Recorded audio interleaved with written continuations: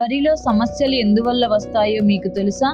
అయితే మేము అడిగే ప్రశ్నలకు మీరు సిద్ధమా? మేము అడిగిన ప్రశ్నలకు ఎన్నిటికి సమాధానం చెప్పగలరో కింద కామెంట్లో తెలపండి. 1. వరి నారుమడిలో ఆకులు పసుపు రంగులోకి మారి మొక్కలు ఎదగకపోవడానికి కారణమయ్యే లోపం ఏది? ఏ. పొటాష్ లోపం, బి. ఇనుము ఐరన్ లోపం, సి. భాస్వరం లోపం, డి. మెగ్నీషియం లోపం.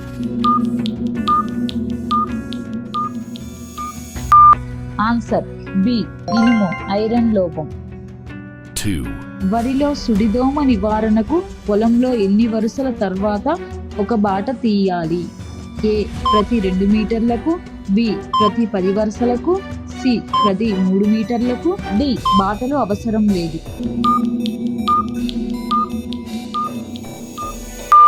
Answer C. ప్రతి 3 మీటర్లకు.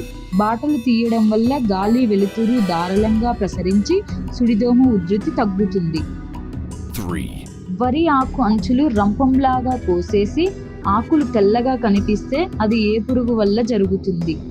ఏ. పిస్పా, బి. గొంగలి పురుగు, సి. కొమ్ము పురుగు, డి. తామర పురుగులు.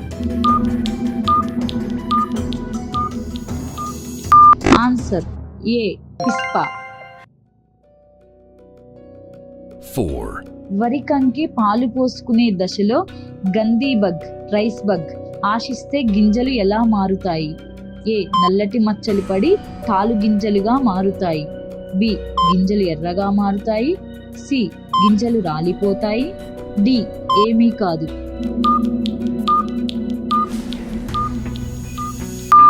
ఆన్సర్ ఏ. నల్లటి మచ్చలు పడి తాలు గింజలుగా మారుతాయి. 5. వరిలో కాటుక తెగులు ఏ వాతావరణ పరిస్థితుల్లో ఎక్కువగా వస్తుంది? ఏ. తీవ్రమైన ఎండలు ఉన్నప్పుడు, బి. కంకి బయటకు వచ్చే సమయంలో, వర్షాలు మరియు గాలిలో తేమ ఎక్కువగా ఉన్నప్పుడు, సి. చలి ఎక్కువగా ఉన్నప్పుడు, డి.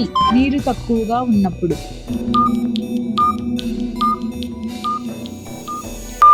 Answer B. కంకి బయటకు వచ్చే సమయంలో, వర్షాలు మరియు గాలిలో తేమ ఎక్కువగా ఉన్నప్పుడు. Subscribe now and press the bell icon. Never miss an update.